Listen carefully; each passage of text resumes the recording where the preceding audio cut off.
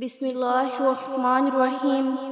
السلام علیکم ورحمۃ اللہ وبرکاتہ۔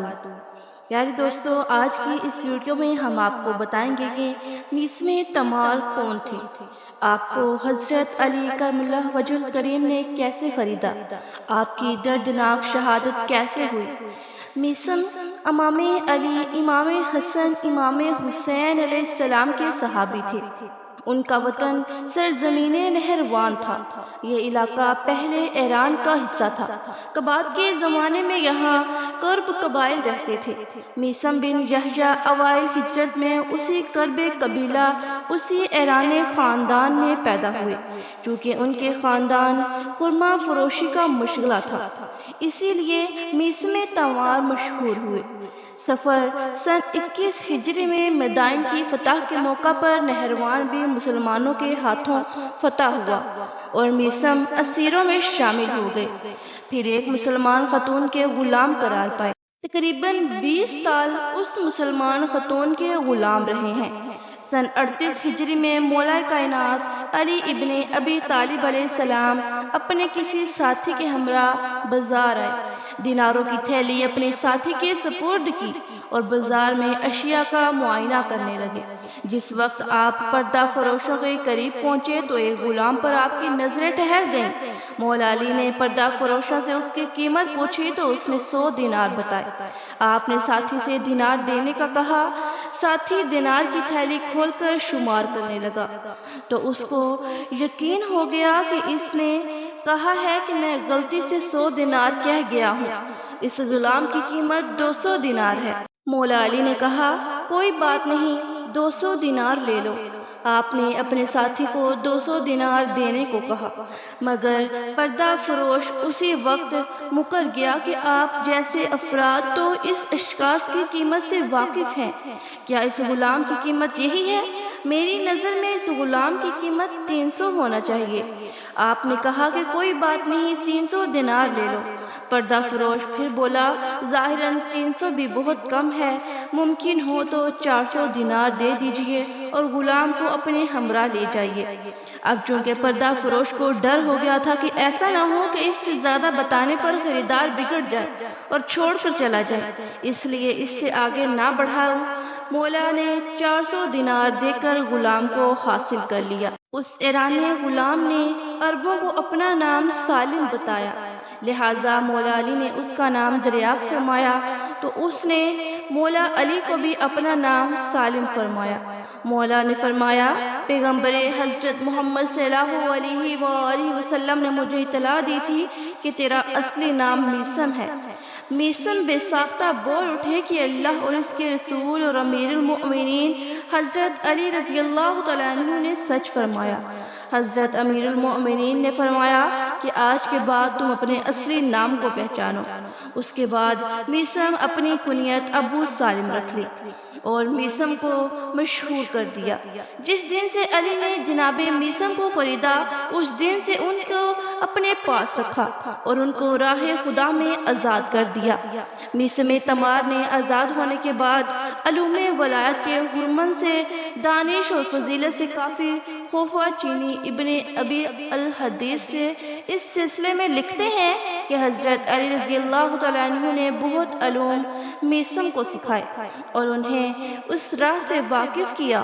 میثم نے تقریباً 4 سال کوفہ میں حضرت علی رضی اللہ تعالیٰ عنہ سے علوم کا خزانہ جمع کیا اور مولا علی کے بلا تکلف آپ کے دوستوں میں شمار ہونے لگے۔ یہاں تک کہ میثم ایک دن مولا علی کی خدمت میں پہنچے تو دیکھا کہ حضرت محو استراحت میں ہے۔ میثم پکارے مولا اٹھئے، وہ وقت بہت نزدیک ہے جب آپ کی داڑھی کو آپ کے خون سے رنگین کیا جائے گا۔ حضرت علی رضی اللہ تعالیٰ عنہ نے فرمایا یہ درست ہے، مگر اللہ کی قسم تمہارے ہاتھ پاؤں کاٹ دیے جائیں گے اور سلیب پر تمہاری زبان کاٹ دی جائے گی۔ میثم نے کہا ایسا کون کرے گا؟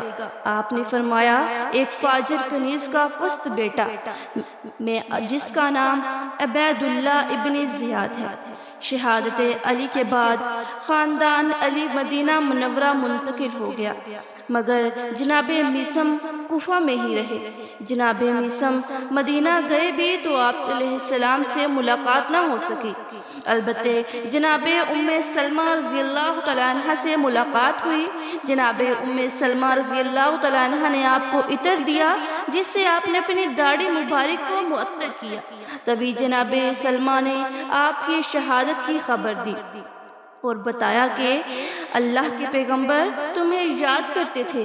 میثم نے خانہ خدا کی زیارت کے بعد کوفہ کا رخ کیا، لیکن کوفہ کے حالات درہم برہم ہو چکے تھے۔ مسلم بن عقیل رضی اللہ تعالیٰ عنہ اور حانی کو عبید اللہ ابن زیاد نے شہید کر دیا تھا۔ عبید اللہ ڈر گیا کہ اگر میثم کوفہ میں قدم رکھیں گے تو لوگوں کو اپنے گرد جمع کر لیں گے۔ اس نے حکم دیا کہ کوفہ میں داخل ہونے سے پہلے گرفتار کریں۔ عبید اللہ کے سپاہیوں نے میثم کو قادسیہ کے مقام پر گرفتار کر کے عبید اللہ کے پاس پیش کیا۔ بعض افراد نے میثم کی طرف اشارہ کر کے عبید اللہ سے کہا کہ یہ شخص علی علیہ السلام کی نظر میں سب سے زیادہ محبوب تر تھا۔ عبید اللہ نے کہا افسوس ہو آپ پر کہ علی اس اجمی کا اس قدر احترام کرتے تھے۔ اس نے کہا کیا تم میثم ہو؟ میثم نے کہا ہاں۔ عبید اللہ نے کہا تیرا پروردگار کہاں ہے؟ میثم نے کہا ظالموں کی گاٹ میں، اور تم ایک ظالم ہو۔ عبید اللہ نے کہا ابو تراب سے اظہار نفرت کرو۔ میثم نے فرمایا میں ابو تراب کو نہیں جانتا۔ عبید اللہ نے ایک بار پھر کہا ابی ابن ابی طالب سے اظہار نفرت کرو۔ میثم نے جواب دیا ایسا نہیں کروں گا۔ عبید اللہ نے کہا خدا کی قسم میں تیرے دونوں ہاتھ پاؤں کاٹ دوں گا اور تجھے تار پر چڑھا دوں گا۔ میثم نے جواب میں کہا اس دن کی میرے مولا نے مجھے خبر دی ہے۔ عبید اللہ نے کہا عبید اللہ نے پوچھا تیرے مولا نے اور کیا کہا ہے؟ میثم نے جواب دیا انہوں نے فرمایا ہے کہ تیرے ہاتھ پاؤں اور زبان کو کاٹ دیں گے اور تجھے تار پر چڑھا دیں گے۔ عبید اللہ نے پوچھا کہ کیا تیرے مولا نے یہ نہیں کہا کہ یہ کام کون سا انجام دے گا؟ میثم نے جواب دیا کہ ہاں، کہ بنی امیہ کا زینہ زادہ عبید اللہ ابن زیاد یہ کام کرے گا۔ عبید اللہ شدید طور پر غضبناک اور بے چین ہو گیا اور میثم کے جواب میں کہا میں تیرے ہاتھ پاؤں کو کاٹ دوں گا لیکن تیری زبان کو چھوڑ دوں گا تاکہ تیرے مولا کا جھوٹ ثابت ہو جائے۔ میثم نے کہا میرے مولا نے جھوٹ نہیں کہا ہے اور انہوں نے جو کچھ کہا ہے کہ اور اسے انہوں نے پیغمبر خدا جبرائیل علیہ السلام اور خدا سے سنا ہے، تم ان کی کیسے مخالفت کر سکتے ہو؟ میں اسیر اسلام میں پہلا شخص ہوں گا جس کی زبان پر لگام لگا دی جائے گی۔ عبید اللہ نے کہا میثم کو مختار سختی کے ہاں ہمراہ زندان میں ڈال دیا جائے، اور ایسا ہی کیا گیا۔ ابن حجر کتاب اصابہ میں لکھتا ہے کہ ایک دن میثم سے علی علیہ السلام نے فرمایا تم میرے بعد گرفتار کر لیے جاؤ گے اور تمہیں زخمی کیا جائے گا اور تمہیں 3 دن تک سولی پر چڑھا دیں گے، تیسرے دن تمہاری ناک کی غدود سے خون بہے گا، اس سے تمہاری داڑھی رنگین ہو جائے گی، امیر ابن حارث کے گھر کے سامنے سولی پر چڑھائے جاؤ گے، مقتولین میں تم 10ویں آدمی ہوگے، تمہاری سولی دوسروں کی سولی سے چھوٹی ہوگی۔ جناب میثم کو جب علی علیہ السلام کے جرم میں جب سن 60 ہجری میں امام حسین علیہ السلام کے کربلا پہنچنے سے پہلے قتل کر دیا گیا تھا، ان کا جنازہ 3 دن تک سولی پر لٹکا رہا۔ آخر کار 7 خرما فروشوں نے رات سپاہیوں کو دھوکہ دے کر آپ کا جنازہ درخت سے اتارا اور دریا کے اندر دفن کر دیا۔ آج جناب میثم کی قبر کوفہ کی مسجد کے قریب جنوب مغربی کی چھوٹے سے گنبد کے نیچے چاہنے والوں کی عمارتگاہ بنی ہوئی ہے۔ اللہ تعالی ہم سب کو دین اسلام کی پیروی کرنے کی توفیق عطا فرمائے اور دیدار حضرت محمد صلی اللہ علیہ وآلہ وسلم نصیب فرمائے، آمین ثم آمین۔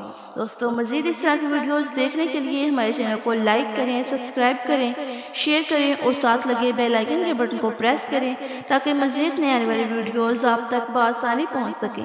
جزاک اللہ خیرہ۔